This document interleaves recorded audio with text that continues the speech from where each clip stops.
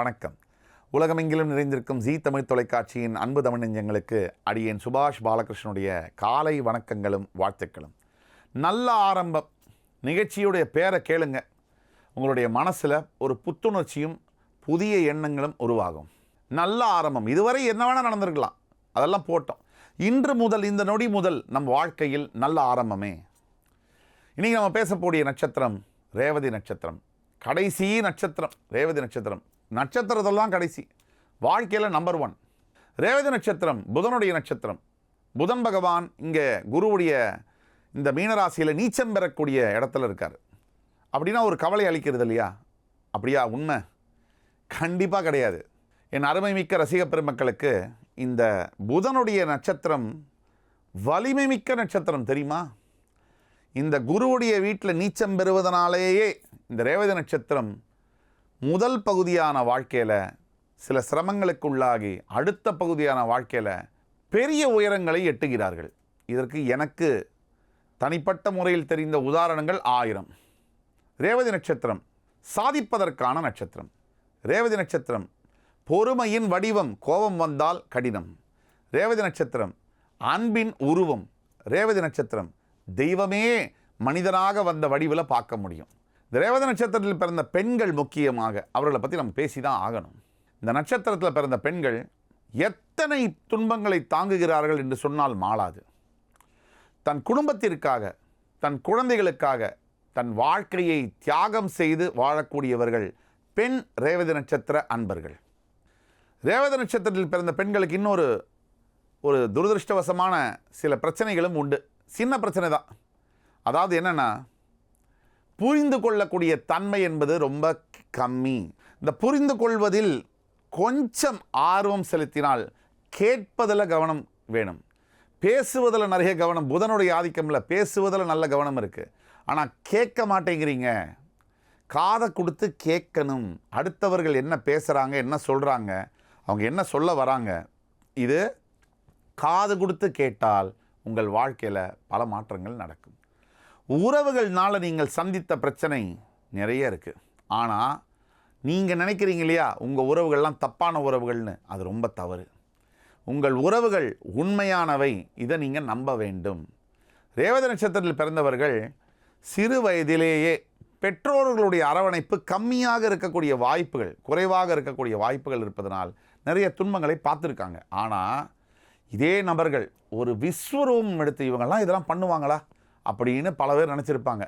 ஆனால் நீங்கள் பார்த்தீங்கன்னா எல்லோரையும் ஆச்சரியப்படக்கூடிய வகையில் ஒரு விஸ்வரூபம் எடுத்து சாதனைகளை ரொம்ப சர்வசாதாரணமாக செய்யக்கூடிய நட்சத்திரம் ரேவதி. இந்த ரேவதி என்பது சும்மா மேம்போக்கான நட்சத்திரம் இல்லை. மோட்சஸ்தானத்தில் புதன் அறிவு காரகனுடைய நட்சத்திரம். சும்மா அப்படியே பளிச்சுன்னு ஜெயிப்பாங்க. அவங்களுக்கு எது வரும், எது வராது, இதையெல்லாம் பற்றி அவங்களுக்கு துல்லியமாக தெரியும்.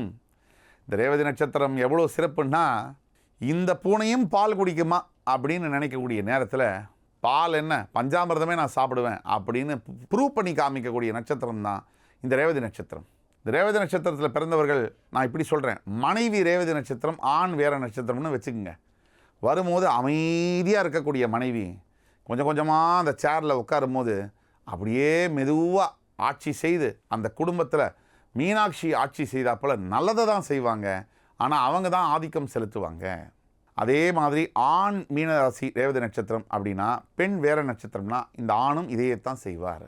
குழந்தைகள் மீது அளவற்ற பற்று, அளவுக்கு அதிகமான பற்றம், உண்மையான பற்று, சும்மா வாய் வார்த்தையில் இல்லை, உண்மையான பற்று. தனக்கு உடம்பு முடியுதோ முடியலையோ, தன்னால் செய்ய முடியுமோ இல்லையோ, தனக்கு எத்தனை வலி இருந்தாலும் ரணம் இருந்தாலும் மனதிலும் உடலிலும் அந்த குழந்தைகளுக்காக தினமும் அந்த வண்டி ஓடிக்கிட்டே இருக்கும்.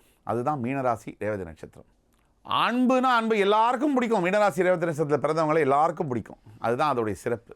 அது மட்டும் இல்லை, தன்னுடைய வாழ்க்கை துணையை, இந்த ஆங்கிலத்தில் சொல்லுவாங்க ஒரு வார்த்தை, டேக் இட் ஃபார் கிராண்டட்னு.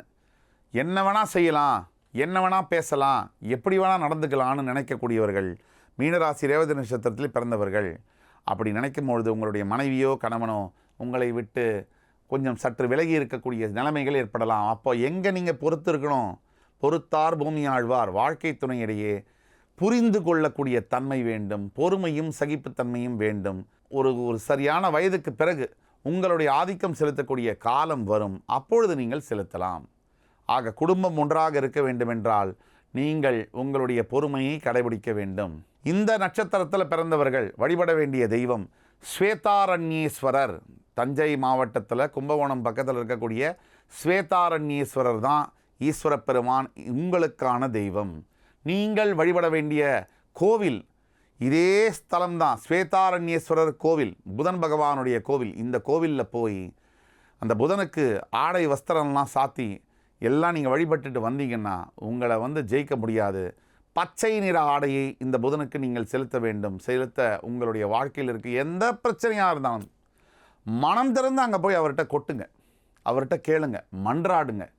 அப்போவே அந்த க்ஷணமே உங்களுடைய அத்துணை பிரச்சனைகளும் சரி செய்வார் அந்த ஈஸ்வர பெருமான். அடுத்த நிகழ்ச்சியில் உங்கள் அத்துணை பேரையும் சந்திக்கும் வரை உங்களிடமிருந்து விடைபெறுவது உங்கள் சுபாஷ் பாலகிருஷ்ணன். நன்றி, வணக்கம், வாழ்க வளமுடன்.